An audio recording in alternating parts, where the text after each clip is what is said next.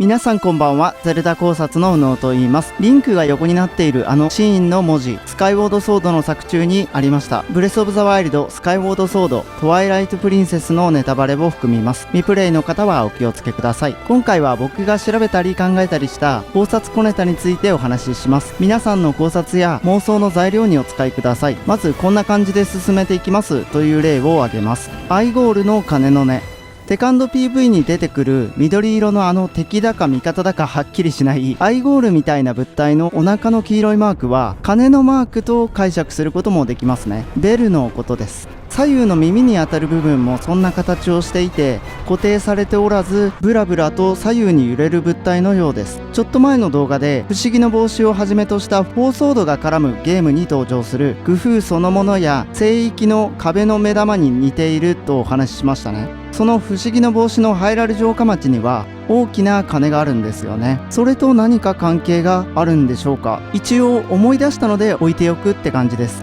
そして僕がちょっと前にお話しした天空と深い関わりのあるトワプリの赤白教会にも鐘がありましたよね。あそこは教会だから当然といえば当然なんですけど、引き続き調べていきますね。こんな感じで進めていきます。このチャンネルではブレスオブザワイルド続編や薬剤の目視録の情報を求めていらっしゃる方がワクワクできる動画を投稿していってます。公式の裏付けはなるべくハイラル百科やハイラルヒストリア、マスターワークスなどの公式資料を用いています。気になった方は動画説明欄からチェックしてみてください。では行きましょう。マップ比較。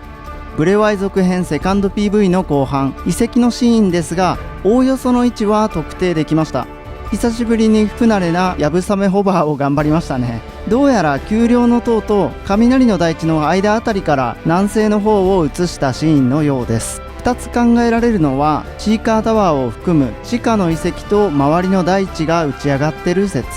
もう一つは雷の大地の地下の遺跡ごとゾナウ遺跡とその周りの大地が打ち上がってる説。つまりゾナウ遺跡の全てが打ち上がってるんじゃないかと考えてるってことですね。天空の遺跡からブレワイの大地を見下ろすというシーンのサンプル数がまだこの一つだけなので断定はできないんですが、今のところ僕が考えられるのはこの2つだけでしたね。シーカーストーンの祖。セカンド PV ビタロックのような物質の時間を巻き戻すあのシーンが1万年前の勇者の能力だとしたら、あれを簡略化したものがブレワイ作中のビタロックだと考えられるといった内容をセカンド PV 最初の考察でお話ししましたよね。その話をもう少し掘ると、いわばシーカーストーンの祖と言えるもので原始的な力だと考えています。要するにシーカーストーンの能力のようにリンクが扱いやすいように改良したリミッターがついてコンパクトなものではなくて、荒削りで制御しにくく危険だけど絶大な力を発揮するといった感じを想像しています。あの時間を巻き戻す力は発動時に黄色い色を展開しているのでビタロックと同じ時間に関する能力であって、他のリモコン爆弾、アイスメーカ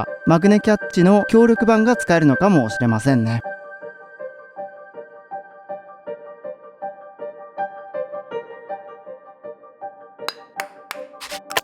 女神の痕跡。ブレワイ続編セカンド PV のスカボとの関連要素は言うまでもなく天空要素ですよね。空に冒険の幅が広がりました。特定の場所からしか天空遺跡に上がれないのか、ロードを挟むのかなど、どこまでシームレスに快適に行き来ができるのか気になるところですね。スカイウォードソードには展望の泉、大地の泉の2つの泉が登場するんですが、その泉に至る道の扉にブレワイ続編セカンド PV のリンクと思われる人物が横になってる装置の文字の一つが描かれていたんですよね。古代ハイリア文明と関係している装置だと捉えるべきなのかもしれません。そして展望の泉、大地の泉というとそれぞれブレワイに同じものかそれらを模して作られたかと思われる泉、力の泉と大地の泉がありますよね。他の動画でも2回くらい紹介したことがあったんですけど、簡単にお話しすると展望の泉が力の泉、大地の泉が勇気の泉に周りの風景や樹木、滝、水流の顔と思われるオブジェなどそれぞれ似ているといった感じです。